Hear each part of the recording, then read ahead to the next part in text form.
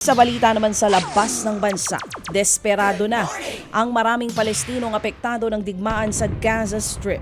Hanggang ngayon kasi, walang supply ng pagkain at malinis na inumin ng mga residente sa iba't ibang lugar sa Gaza.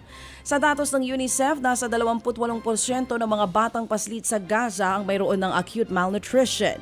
Una nang sinabi ng Israeli forces na mas pinaluwag na nila ang daloy ng ayuda sa mga Palestinong biktima ng digmaan.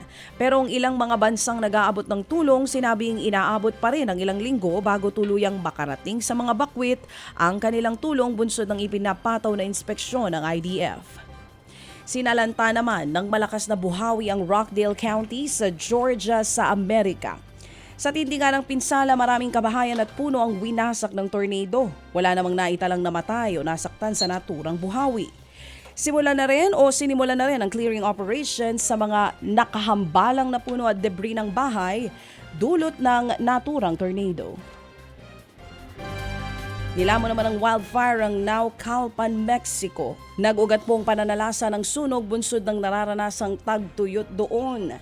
Sa taya ng Mexican Forest National Commission, aabot sa 71 wildfire ang naitala sa naturang bansa.